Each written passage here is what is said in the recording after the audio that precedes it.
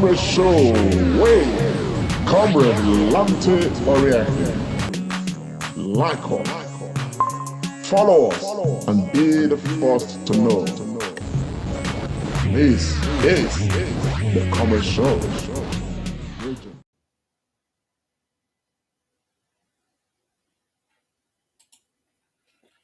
Yes, top of the day to you, Nigerians across the world. Top of the moment to you from wherever you are joining me from.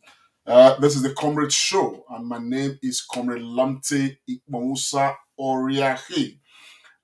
With excitement, I want to salute all Muslim brothers of Nigeria and across the world.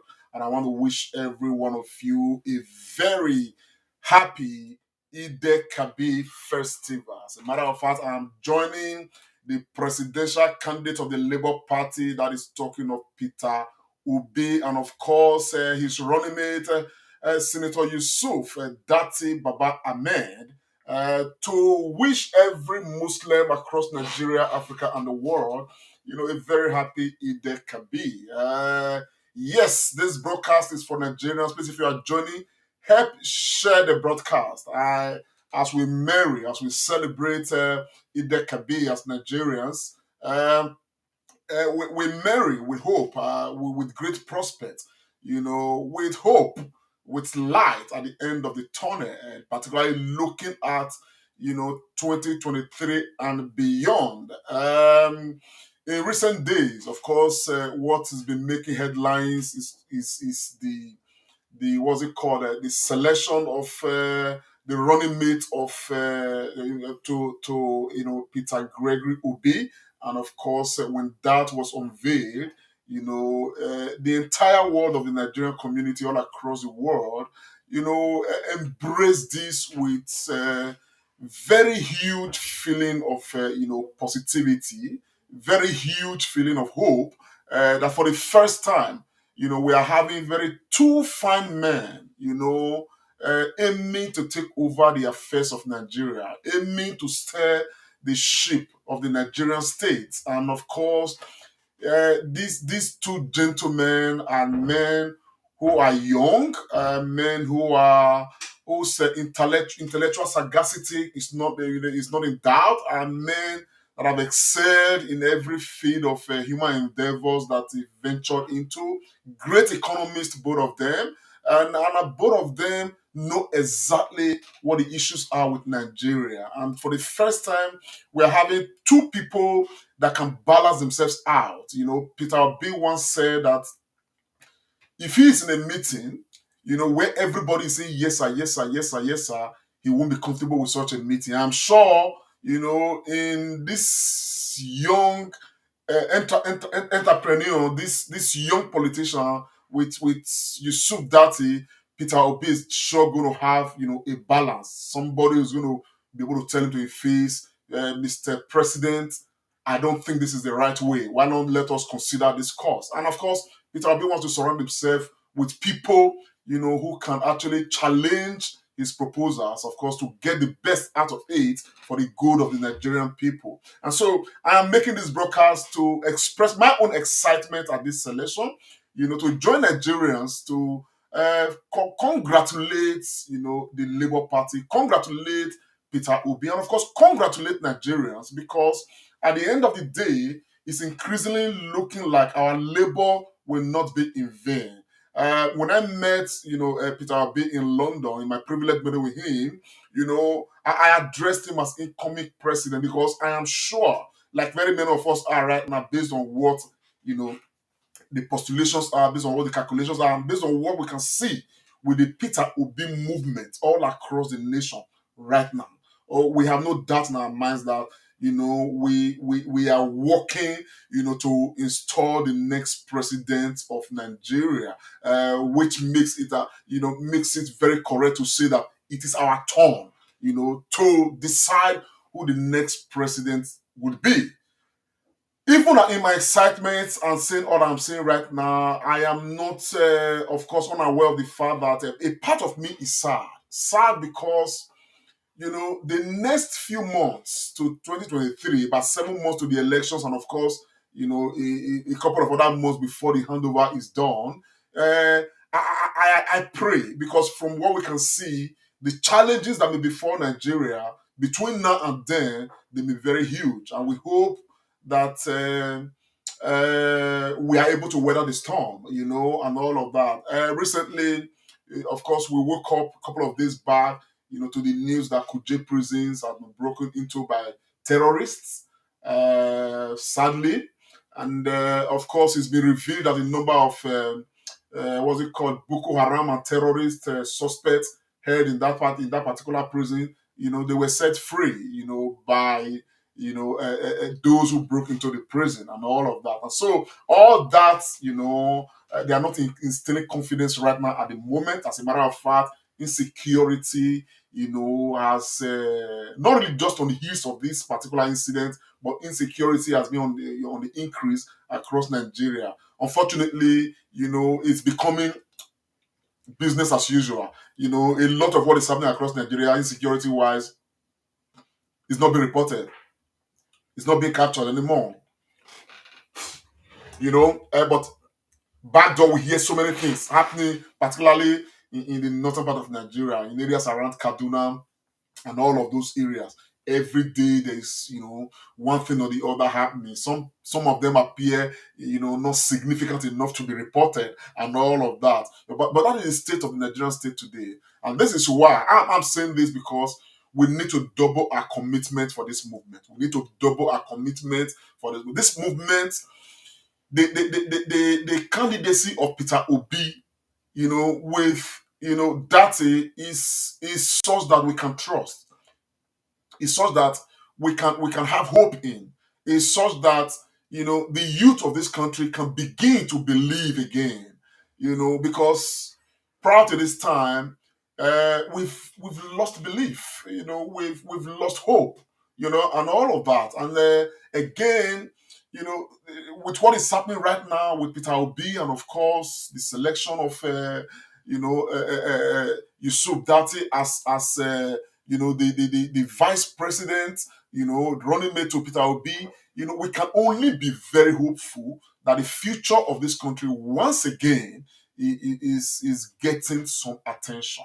And I'm not going to bore us too much. There are some points I want to touch on with this broadcast. But I just want also to remind ourselves some of those, things, these ceremonies that took place when, Yusuf Datti was being unveiled as the running mate of Peter Obi. I was very excited. And again, I liked the idea, the solidarity, movement, because the solidarity of the Labour Party is in fact is very apt, particularly looking at the situation we are right now, and it is something that all of us can identify with. You understand what I'm saying? Now, this is solidarity movement for ourselves, for the nation, to restore this country and bring about sanity in this country and restore, all the things that are broken in the system. That solidarity is one that all of us must embrace. Let's enjoy this very 1 minute of solidarity song by members of the Labour Party on the day that it was being unveiled. This is the common show. Solidarity forever. Solidarity forever. Solidarity forever. For the love of nations. Solidarity forever. Solidarity forever.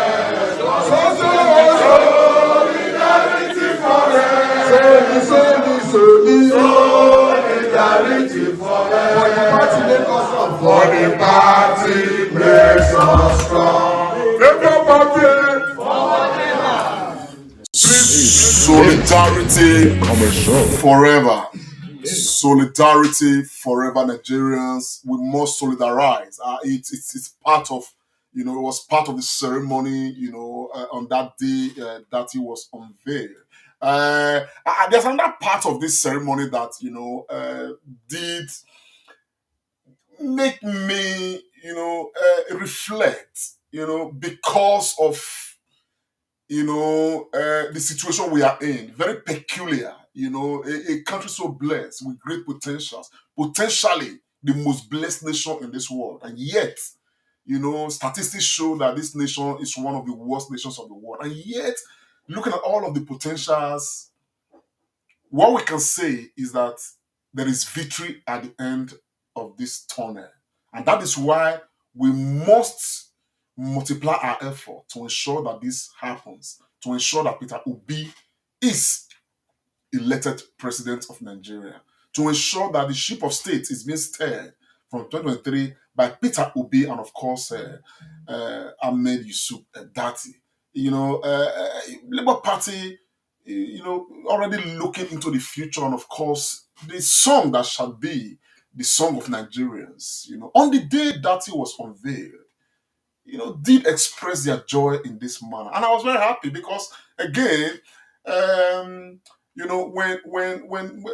Labour parties are looter, and when they travel the lines of alliterizing as these, some of us are reminded that yes, freedom must come by struggle, and that struggle is what we're doing right now. And let's not forget that. But I just want to share this moment because I enjoyed it myself. It reminded me, I reflected soberly, and of course, rekindled my own strength, my own interest, my own everything to see this protest through.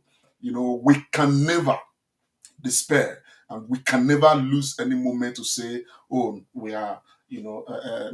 We must push on until we get to the finish line. We've seen the promised land. We must enter the promised land and sing this song of victory. Enjoy this with me, man. This is the common show. There is victory for all. Victory.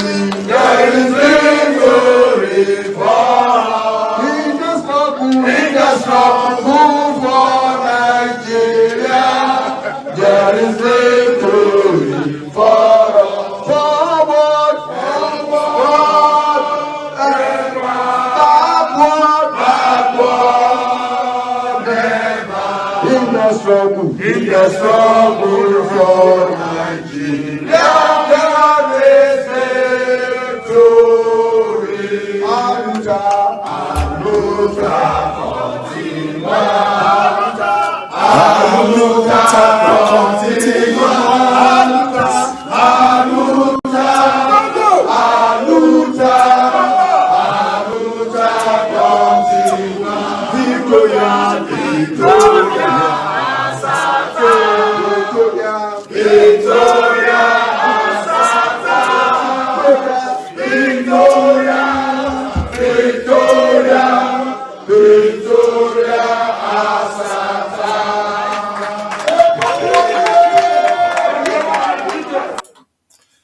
Aluta continua, Nigerians, victory is certain. We must continue with the struggle. Freedom comes by struggle, and that struggle we must continue with. The process we are in right now is a process of struggle, and the struggle is aimed at giving Nigeria freedom. It's aimed at liberating this country that is already, falling freely. And the end of this fall, we cannot imagine. The country is on the edge of its precipice. And this is why all side talk, side issues, we must keep our eyes on the ball. We must keep our goals very full. We must be focused on the goals. And the major goal is to get Peter Obi elected. We cannot lose sight of the fact that there are things we must do. For those who are registering for their PVC, please, those that have not registered, keep up pace with your registration process. For those who have registered, this is very important information. The temporary receipt given to you for you to collect your permanent voter's card, make sure you keep it safely. If it is possible, you have a telephone, snap it. Because we are getting reports that after some days, if you keep it in your wallet, the letters on that receipt may wipe off. Nothing may be legible anymore for you to collect your permanent voter's card. So please, for those who have collected their receipt to get their permanent voter's card, snap it, let it be on telephone. So in case the letters do wipe off, you can actually have it in your phone. For those who may not have telephone, you want to laminate it, do, and all of that. That's the report we are getting.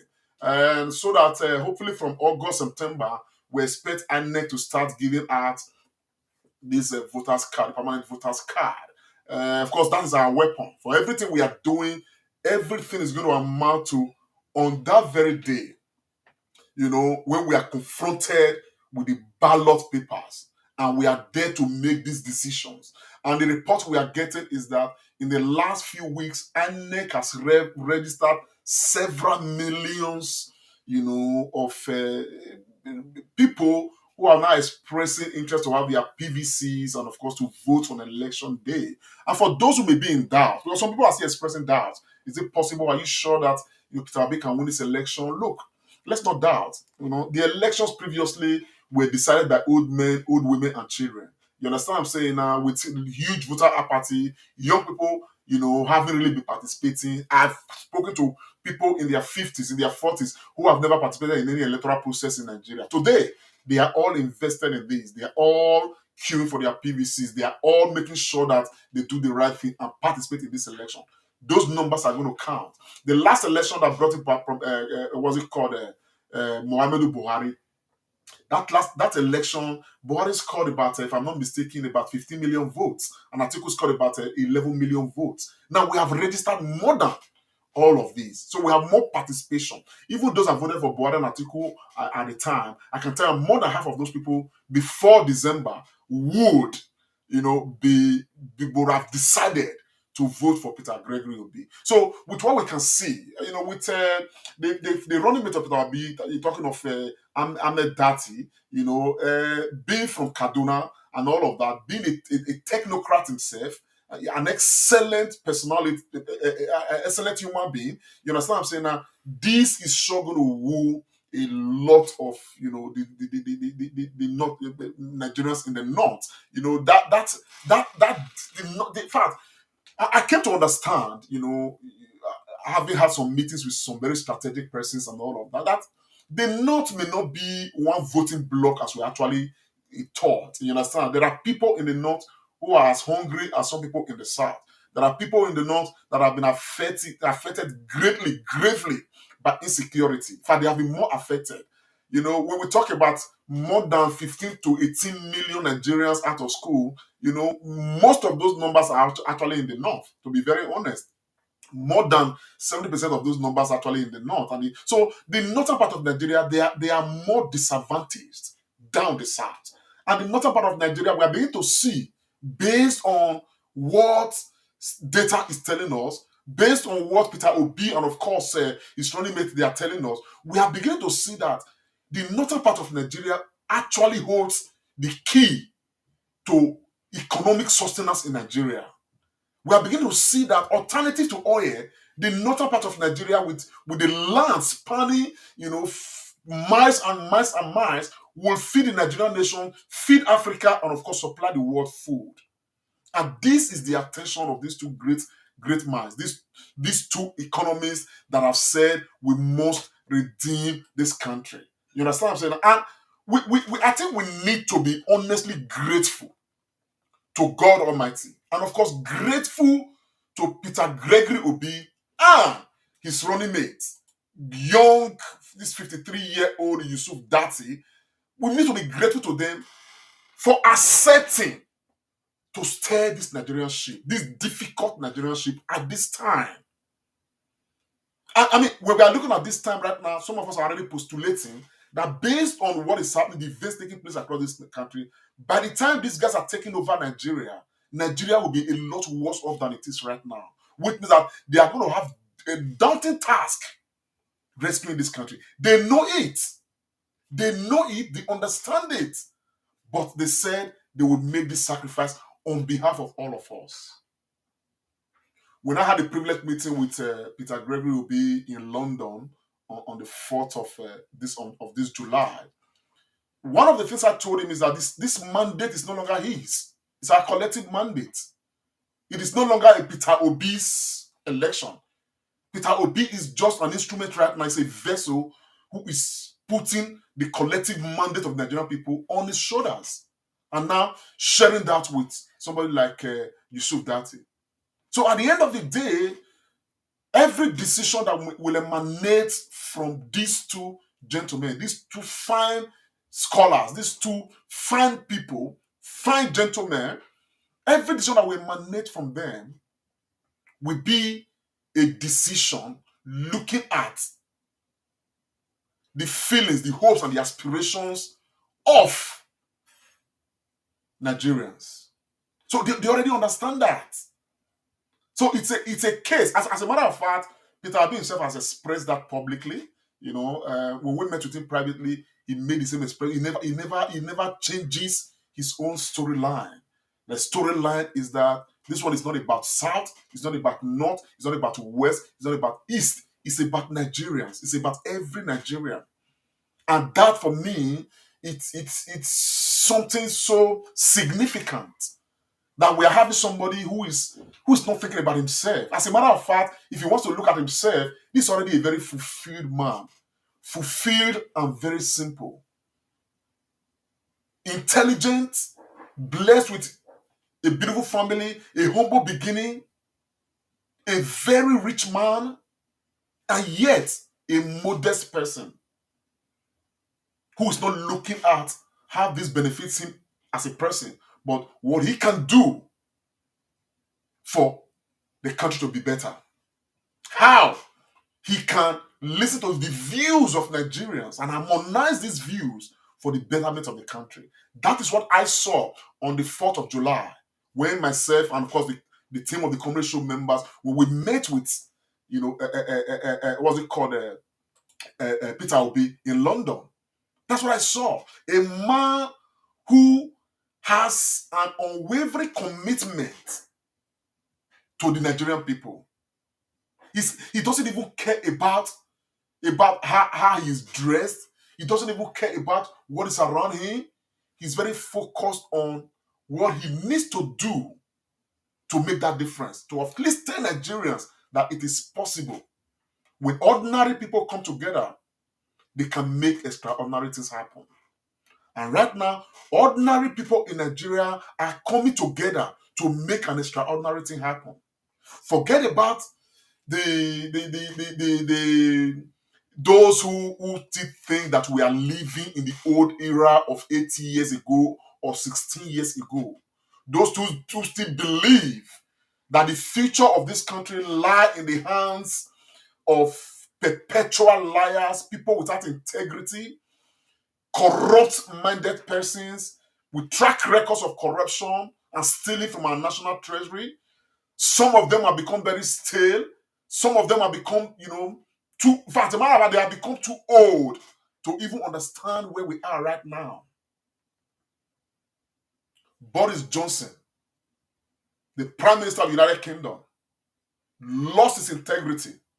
A fine man, by the way. He was believed. People believed in him. He commanded the support of the British people. But at some point, he lost it. And so, the British people, lost confidence in him. He failed in the test of integrity. Just a couple of days ago, he resigned, forced to resign by his own party. Now, measures are being put in place to have a replacement for him by September. He's not there as a caretaker prime minister. Democracy is working. You can see it, you can feel it. If you are listening to international news, you'll be hearing what's coming out of the United Kingdom. Very interesting. Sometimes I wonder why we took everything from this Britain. They colonized us. We didn't even try to adopt this kind of parliamentary system of government where everybody is involved, where everybody has a role to play, where nobody just jumps from anywhere to the highest level, where everybody passes through the ranks. Beautiful democracy. He wants to stay, but he cannot, because the will of the people says no, he cannot. And now he's forced to resign. As I watched the man, make his resignation statement, As I look at him, I was looking at how possible can this happen in Nigeria. The Nigerian people have since lost confidence. They have since lost confidence in the present government of Buhari. What people that practice proper democracy do. When you look for today, the news is coming out Sri Lanka. The prime minister actually has resigned because the people have said no. Why is this happening? Economic hardship. The people have come out to say, "Man, we don't want you." As a matter of fact, when NSAS took place, it was a big signal that this government is unwanted. But they cannot resign. They can't. I met with one northerner 2 nights ago when I was at work. And but everywhere I go, even interacting with people, the first thing I ask them is, if they are Nigerians, are you obedient? You understand? If they are not obedient, then I put on my gun. We'll be able to talk about obedience, because that's what has to be right now. Let me thank those who are sending us stars. Please, if you can't send us stars, man, we'll need it. You understand? Now, he said he's not obedient, that he's going to vote Kwankwaso. That brings me to the Kwankwaso question. I'm coming to Kwankwaso, and I asked him why. So he gave some reasons. Apparently, he's from Kano State and all of that. So I didn't expect too much. And all I will begin to talk. And you understand, at the end of the day, he was able to agree with me that yes, truly, okay, the man who is right for this job today, as we speak, looking at the field, is Peter Obi. He agreed with me, though he honorably said that because of where he's coming from, he will still vote for Kwankwaso. I respected that. But he came to agree with me that the right person for this job is Peter Gregory Obi. Now maybe at some point, before that day, he's going to change his mind. You understand? But I have done my bit. I have proven the case beyond reasonable doubt that Peter Obi is the man. And this is why Nigerians are pushing and rooting for Peter Obi. This is why APC and PDP are becoming restless. This is why somebody like Rena Mokri, okay, they are increasing his pay, like I hear, from the, PDP angle. As a matter of fact, recently he was with Atiku Abubakar and all of that. So we can understand why he's being paid to try to play the religion card, play the tribal card, intellectually, put out headlines that can instill problem in the country and all of that, because they desperately want to take Nigerians away from the issues. So you see, begin to play different kinds of cards with his statements. And so it is not surprising that Nigerians right now, want his Twitter account to be, to be banned, because he's instilling violence with what he's tweeting and all of that.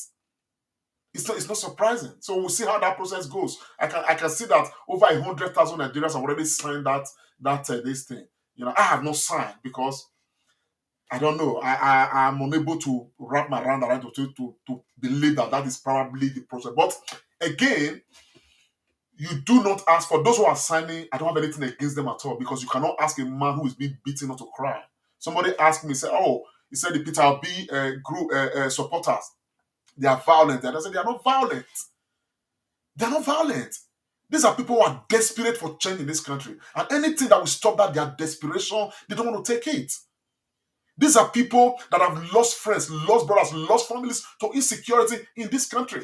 These are people that probably some time ago they were able to work and feed themselves. Now they cannot put food on the table. These are people that cannot even sustain their children in school anymore. These are people whose children are in school, but because the government of Nigeria, as it is presently, cannot guarantee that you know when you enter the school, but you don't know when you come out of it, they are frustrated. These are people whose businesses depend on how much electricity the government is able to provide and secure for Nigerian people, and yet they cannot get it. These are people who are enduring the very hardship that this nation can provide right now, under the custody of a government that was empowered by the people to make life easier for the people, yet the government is making life difficult for the people. So these people are desperate. They are angry at anything that will tell them this is not the way. When they know and they believe, they can see that this is the way. This is the only new agenda that can guarantee a new Nigeria. So when people are expressing their desperation, their anger, you should understand, because these people have been through thick and thin. So when people come with this the obedience movement, this and that, I see such argument as very as silly, to be honest, with all due respect. Pardon my language. It only shows, lack of awareness on the part of very many. I mean, I cannot in good conscience, and many Nigerians can't in good conscience today stand to say they are advocating for Bola Ahmed Tinubu. Why? How? Where is it coming from? Where is it coming from? You can visibly see that this man is unwell. This man is old. This job demands fitness. This job demands intellectual sagacity. This job demands preparedness. And again, there is an aspect of our country that needs to break, because they're already promoting those cards, the tribal cards, the ethnicity cards. I see there are a few friends of mine, in Spain, in those days, Yorubas, with all due respect to some of them too that I've seen, who are saying that Tinubu is not going anywhere. But I see a few of them who have said, oh, it must be Tinubu. And I'm sad. There's one of them who was, with all due respect, I don't want to call him my boy, but he was very loyal to me when I was in Spain. I see him posting things about Bola Ahmed Tinubu. The other day I called him. I said, are you well? The first thing he wanted to say, I brought, said, Bola Ahmed Tinubu is a Yoruba man. So as far as it's concerned, whether you are bringing somebody out from the grave to come and be president, provided the person is a Yoruba man, he's okay with that. I didn't know where to begin my lecture from, but I had to send another obedient fellow in Spain. When I was talking to him on phone, I just told myself, man, I cannot waste my credit on this. I had to send somebody else to go and see him. And I don't know the outcome of that discussion with him yet, but that fellow told me he was going to be seeing him in the course of this week. Because the boy had been posting so many things about Bola Tinubu and all of that. And I'm really, really like, I mean, I am not angry, because people have reasons to do whatever they are doing. But there are certain reasons that have crystallized in Nigeria that this Obi Datti movement must break. And that movement is that we can no longer make judgments based on our ethnicity or based on our religion. We must look at capacity. We must look at credibility. We must look at integrity. We must look at, most of all, preparedness. Preparedness. We must put all of these things together, because we have a history. This Fourth Republic began in 1999. Between then and now, it's a long time. And yet, to say that the story of the Nigerian state is still like this today is alarming. It's shameful. It's a disgrace. And all of us bear the fault, because we have been the ones urging these people on. We have been the ones promoting them. We have been the ones carrying guns for them to intimidate others. We have been the ones stealing ballot boxes for them, because we are getting stipends from them. At the end of the day, this is where it has landed us as a nation. And this, again, is another beauty of this movement. Everybody you see supporting Peter Obi today, thank you very much, my friend, for sending me stars. Thank you so very much, man. Thank you. Joseph Agaraku, thank you very much. I appreciate that. Please send us stars. We need the stars, because we are entering into another phase of this whole process right now, which is strategy. So when you look at it, the obedient movement is organic. Nobody's giving anybody money. I mean, I read on somebody's work today, and somebody sent him DM him, on Facebook, telling him that he's been obedient and he's not been recognized. And his response to that person was that, are you asking my father to come and recognize you? Everybody in this movement is doing it for himself. not for Obi. If you are obedient, you are doing it for yourself, for your family, for your children, for your children's children, and most of all, for the country of our birth. That's why we are doing it. We're not looking at Obi as a person per se, but we are looking at Obi as an instrument, as a vehicle that will help transform the fortunes of this country. I don't consider Obi as a messiah personally, and nobody is.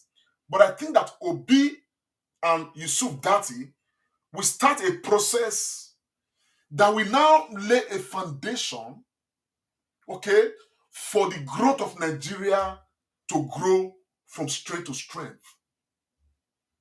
The election of Obi and Datti will do a lot. It's not just a question of changing the narrative right now alone, but it will do a lot beyond that. It will bring a sense of belief.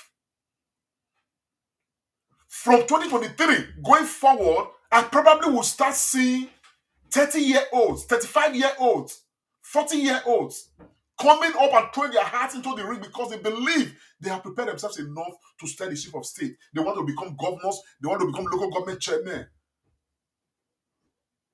So that the aging class will maintain their relevance as advisors to this nation. I mean, when this country was born, the people who led the nationalists, who were the nationalists, who led the movement to the birth of this country, none of them was hardly 40 years old. They were all in their 20s, in their early 30s. So I see the Obi movement, Obi Datti movement, as a movement right now that will start instilling a new sense of confidence. Because I tell you, man, we have a lot of young people in their mid-30s to their mid-40s that are very qualified to be president of Nigeria, to be governors in Nigeria. They are doing well, contributing to other countries and other nations of this world. We want to see an Obi movement that will lay a foundation for the finest Nigerians abroad to begin to come home, because the environment will be good enough for them to thrive, either in the private sector, in politics, in every sector. And the only thing we need to come back home and settle back home are basically two things: proper economic environment and security. And that's it. That's it. Last night, I met one young Edo State girl, at work. She was sent in to cover for somebody and all of that. And I was, curious. I just asked her name. She mentioned her name, and she was a Benin girl. I was like, wow, and all of that. She came in a few months ago and all that. And I started interacting with her. The first thing I asked her, I said, "Are you obedient?" She said she's obedient. Her entire family, they are obedient. Everybody's obedient. As a matter of fact, she came in newly. She said, "Man, right now the obedient movement in Edo State there is no space for any other thing apart from obedience in Edo State." Now, she told me an encounter what I was driving at. She lives in a place where, it said at first, the place where she got an apartment, she needs to pass through some very lonely, environment, very narrow, lonely environment to get home. She was scared. The first night she was passing through that place, but she needs to travel through that route to school as well and all of that. She was coming back. She was very scared. She had to stop over where, at some point, and rang her husband, whom she says lives in Italy. And the husband told her, "Man, don't be scared. Even if it is 1 a.m., 2 and 3 a.m., go through. Nobody's going to do you anything at all. We don't have any that kind of insecurity anywhere in Europe. Nobody's after you." And she has since then gotten used to the idea that, oh man, she's no longer in Nigeria, where that is not possible for anybody in Nigeria. To see some dark spots, some lonely spots, and you are still confident to go through it. So she came with that mindset from Edo State, like, man, you're always afraid. At night, you must hear gunshot. You're always scared. She's beginning to now settle down, like, okay, I'm no longer in Edo State, I'm no longer in Nigeria. So at the end of the day, the question you ask, not be juju be that. Not be juju be that. So all of these, they are part of the push that everybody right now is embracing. And so if you are still out there, particularly my brothers in the northern part of Nigeria or in the western part of Nigeria, you just wake up. There's a new dawn in Nigeria. A new Nigeria is about to be given birth to. And of course, that was even most captured when Peter Obi was introducing his running mate to the Labour Party and to Nigerians. Let us take a listen to Obi's presentation of Yusuf Datti, his running mate, and hopefully the next vice president of Nigeria. Take a listen. This is the common show. Somebody who will fit the bill of what we're trying to do. And I'm about to tell you that we have been able to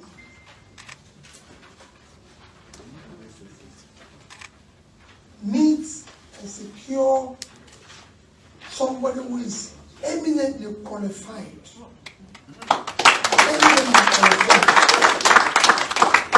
In the bill to be the vice president of Nigeria. I know people will say, you're not there yet. But I can tell you, I know where we're going. This is our march to secure, unite, and make Nigeria productive. And you can't do it without having people who have similar vision, similar idea, and are prepared. I have very distinctive honor to present to you somebody I can call a friend, a younger brother, because I'm senior. This is what I'm saying. A younger brother, and God willing,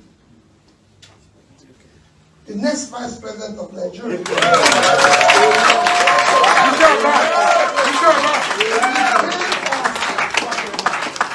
Senator Yusuf Datti Baba-Ahmed.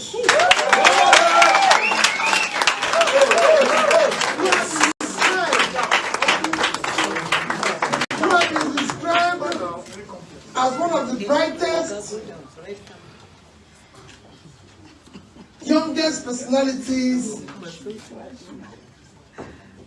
in Nigeria that has distinguished himself in all areas.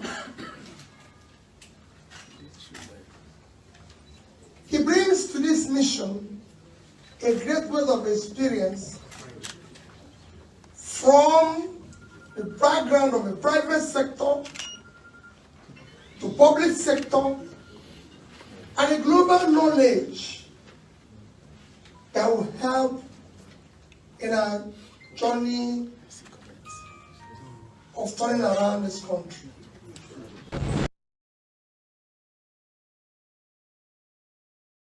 Thank you very much, incoming President Peter Obi. That's Peter Obi presenting Ahmed Datti. Iyo Saidie Bridget, thank you very much for the stars. Thank you very, very much. We appreciate it. It's going to count for something at some point. Please send us stars if you could, and we appreciate that. Meanwhile, there is somebody, I came across this story, and honestly, I said I would talk about it because I think the vision of this young lady is probably getting close to being realized.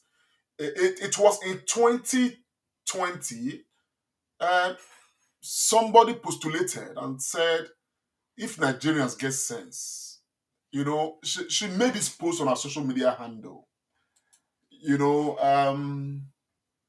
Her name is Chidubem Ukamaka Oyejemo. 19th of July 2020. He said, this should be our president and vice come 2023 if to say we get sense. Peter Obi, Datti Baba-Ahmed.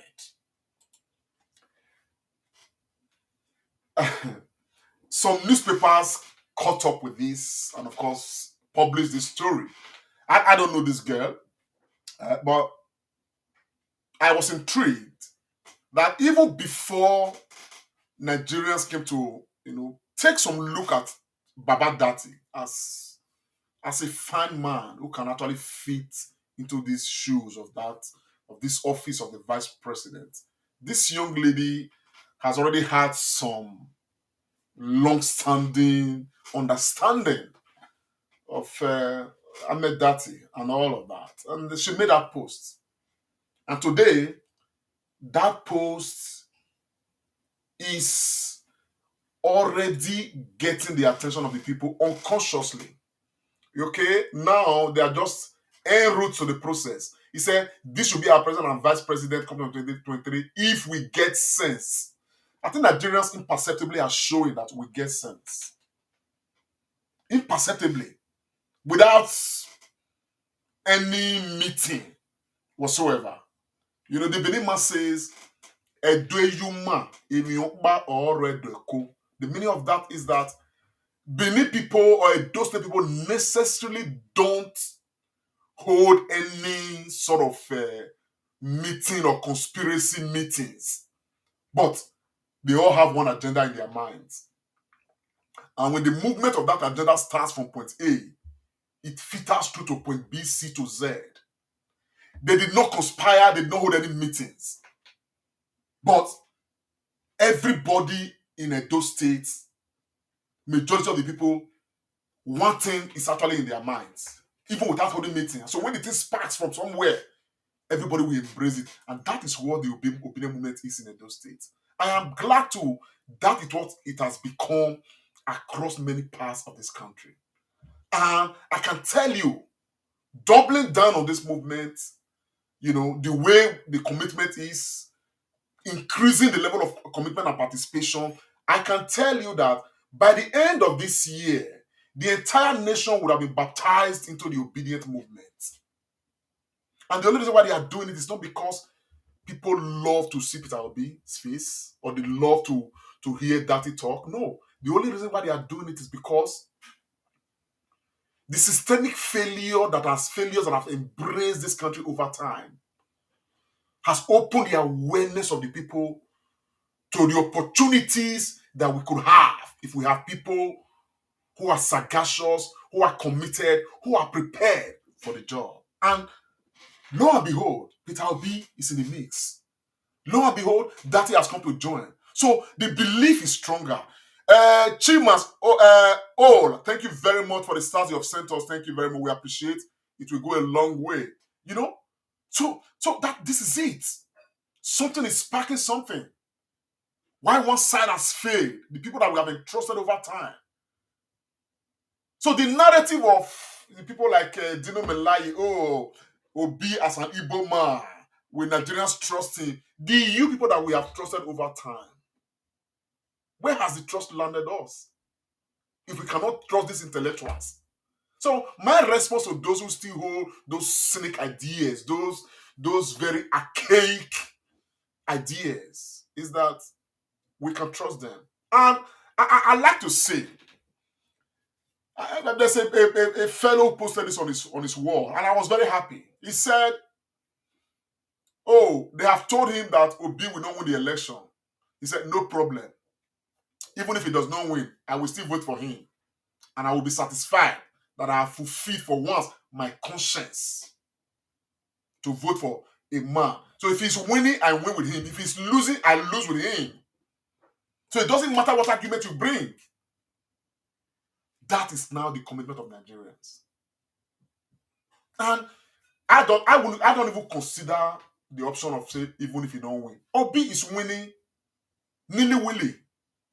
Because the victory of Obi is not dependent on those who are creating division amongst us. It's dependent on all of us. And now that we are beginning to understand that we have the power to make the change, this movement is going to transcend Obi. It's going to go beyond Obi. It's going to be a pressure movement. I mean, Sri Lanka, the people revolted. They are in the streets. The prime minister has resigned because he has lost the confidence of the people.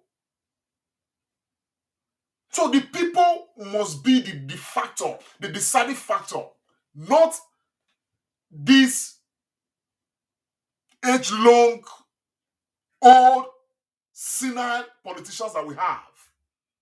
They are united up there. When they are corrupt, when they are stealing your money, they are united. There is no division amongst them. From the AG of the federation to the different state governors, to all of these politicians you see across, the national leaders, the godfathers, they are all united when it comes to corruption. That is the common denominator. That is the common factor that brings them together. That when we want to start getting united, they will start telling us that one is an Igbo man, this one is a Yoruba man. Meanwhile, when you look at the string of corruption, you have Yorubas, you have Hausas, you have Igbos, you have Benis, you have Essans, Ijos, you have all of them united in corruption to defraud Nigerians. But when Nigerians now start gathering together to say we want to speak with one voice, they start saying, this one is Yoruba man, it's his turn. The other one is an Igbo man, he cannot be trusted. The other one is an Hausa man, they should use the tone of Yaradua. They start bringing all sorts of things. Oh, the other one was a Muslim. It was Christian before. And all of those things, they sell it to us. We become the ones who are divided. Nigerians, please share this broadcast. I want to appeal to us. Irrespective of where we have been through, or we have seen, to be honest, the expression of division in Nigeria happens to those of us at the bottom. The politicians at the top, they are not divided. They are united in their effort to continue to kill and steal from this country. So we must not get sense to say we cannot allow them. To be honest with you, even for those of us who are saying, let us divide this country, we see them with their thank you for the stars, man. God bless you, man. Thank you so very much. And all you guys sending your stars, thank you so very much. And this one, Joe, I see your stars. God bless, man. Appreciate that. Thank you so very much. Saints, thank you very much for the stars as well. I may not see some because this is just coming, but I'm going to appreciate you guys, anyway. So at the end of the day, when you look at it, Hausa mano, Yoruba mano, Igbo mano, I sat down to look at it. I've looked at all the nations of this world. All the nations. In UK here, we have 4 countries making up this United Kingdom. England, Wales, Scotland, and Ireland. They are different people. If you are here, you will see clearly these are very different people. Even the Scottish people, they are looking for independence. They're trying to get a referendum. They've had one previously, some years ago, and all it didn't say true. They want to have another one again, and all of that. But they are doing it legitimately and all of that, following a proper procedure to get that done. But what I'm trying to say is that in every nation of this world, there is no homogeneous society, fully homogeneous. People have different parts. Even for those in the north, even among the Hausas and the Fulanis, they have so many different parts. What we have not been able to do in this country is to forge a nation from our own diversities. As a matter of fact, our diversity can be the most beautiful diversity in this world if we are able to have that nation. And that nation can only come about if we have a right-thinking president who will use what we have to benefit all of us, for us to love each other and settle down to build the best nation in this world, called the United People of Nigeria, the Federal Republic of Nigeria. This can only be possible today through these 2 gentlemen that I'm showing you right now, Peter Obi and Yusuf Datti. We cannot afford to lose this opportunity that we have as a people if we must forge a beautiful nation. Having said that, when the incoming president presented his running mate, Datti Yusuf, the incoming vice president of Nigeria, had this to tell Nigerians. Let's take a listen. This is the Common Show. Almighty Allah, the next President, Federal Republic of Nigeria, His Excellency.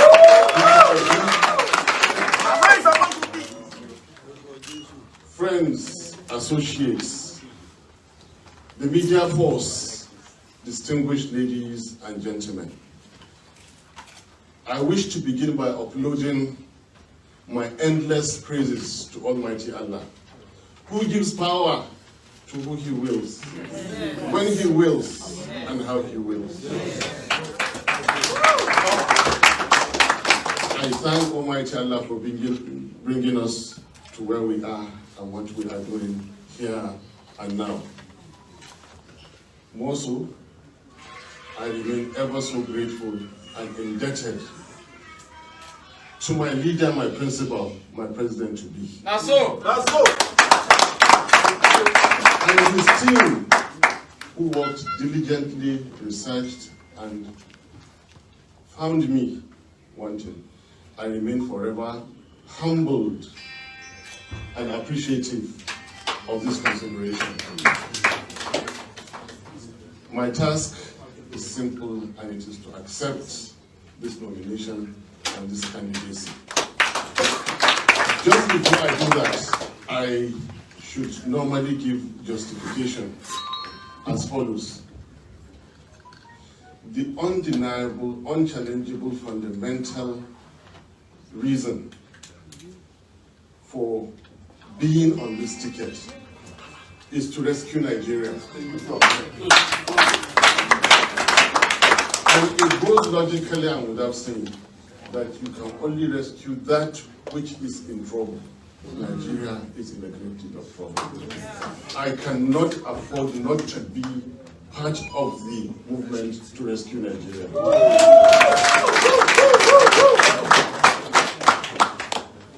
The second reason is that I believe in the greatness of Nigeria. I believe there will be peace and prosperity. I believe Nigerian people will unite. In fact, let me debate a bit. Having come from educational background, I belong to the system in which you walk into a classroom, after 1 hour you come out a changed person. Ever since I met His Excellency Peter Obi, I have been changing every time we see. There is a message I'm going to carry, and I'll continue to disseminate that. And you only get this message from somebody who is knowledgeable, somebody who researches. When I hear a new thing, I know it. When I hear a valuable thing, I know it. And I cannot let it pass. The fertile land in the north is the crude oil of Nigeria. How much more nationalist can you be? How much more detribalized can you be? I see a brighter future for Nigeria from such comments. Then I want to justify from the angle of the individuals. He who was motivated by success in the private sector and fought and became a governor for 8 years. And since after those 8 years has maintained integrity and honor, it is late, is one that will not fail in campaign promises. Yes. Peter Obi.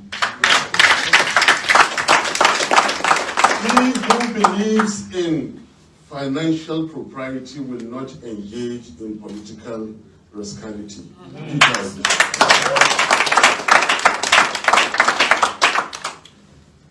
He who believes in credibility and integrity in the matter of who to associate with will not mismanage personal, human, and community relations. Peter Obi.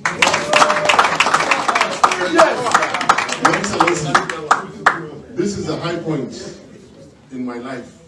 This is a high point in my career. And I think this is pivotal and a turning point. Having said this,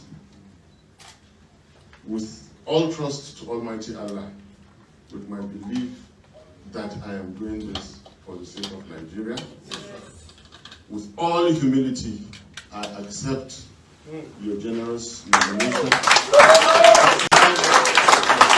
Vice Presidential candidate in Labour Party for 2023 election. elections. Thank you. Freedom come by struggle, freedom come by struggle, freedom comes. Nigerians, I only came out this evening to give some bites to the reason why we must believe. This is the audacity of hope.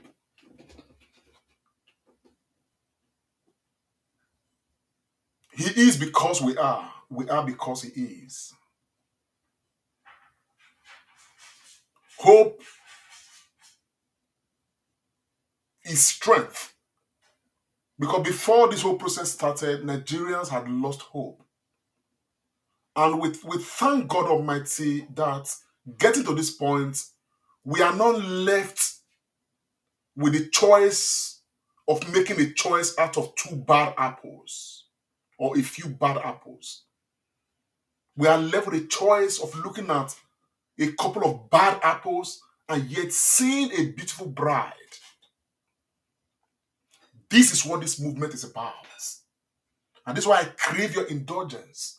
Everybody, that in this country, under this nation, our division can be, our diversity can be a source of strength. And we can only see this only when we entrust the ship of state, the governance of this nation, in the hands of people who understand that even though we are different, even though our origins are different, even though our ways of life are different, even though, but there is a common purpose amongst all of us.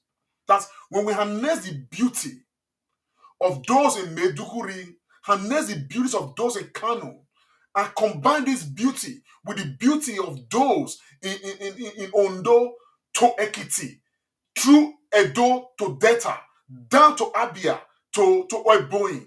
We take it through Anambra and we cut it down to Kogi and move to Benue, divert to Kwara, and try to link Plateau, rivers and cross river, and move across up north and look at Borno, look at Kano, look at Kaduna, look at Sokoto, Katsina, look at Kebbi. And we put all of these beauties together.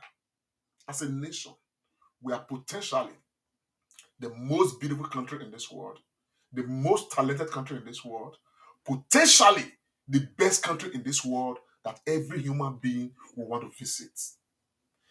Nigeria is the cradle of black civilization. We must not just only stabilize our polity. We must not just only stabilize our economy. We must not just only stabilize our social life and everything. We owe a duty to the African subcontinent. Africa remains the centerpiece of our foreign policy. We must stand up to be the true mother of Africa. We must, as a nation, stand up to be the protector of Africa. We must, as a nation, stand up to lead the way for the entire African sub-region to follow. That in days and years to come, people will look back at this day and you will feel proud that yes, in your time, you stood up to support Peter Gregory Obi and Yusuf Datti, to build a Nigeria that will build ourselves, to build Africa and make Africa become a nation that nobody will stroll into from Europe, from America, from anywhere to just do anything and go away. Because from Nigeria, the policy that will guide Africa to a greater black race and a greater black nation will be coming from the stables of Nigeria. And that must start by electing a president who understands what the role of Nigeria should be for Nigeria, for Nigerians, and for Africa and for Africans. And that person is Peter Gregory Obi. Let's not miss this chance. This election is just more than what we think of our own immediate environment. It's a lot more than that. It transcends that. It goes beyond Nigeria. The hope of the black race is today on Nigeria. A new dawn beckons. On the shoulders of Peter Obi lie this massive mandate. We cannot be idle. We cannot afford to miss this chance. The other options on the field, we can see clearly that they have nothing to offer. Let us take over the internet space and make use of it in a most practical way that nobody will have space to even talk about any other thing, because the birth of a new Nigeria must be sacrosanct and we must embrace it as such. Nigerians, my name is Comrade Lamte Oriahi. Once again, I want to wish you a very happy Eid Kabir. As we celebrate, let's not forget the focus that we have a new Nigeria to give birth to. May God bless you all. May God bless Nigeria. And may God bless Peter Gregory Robin. Bye for now. Comrade Show. Wait. Comrade Lamte Oriahi. Like us, follow us, and be the first to know. This is the Comrade Show.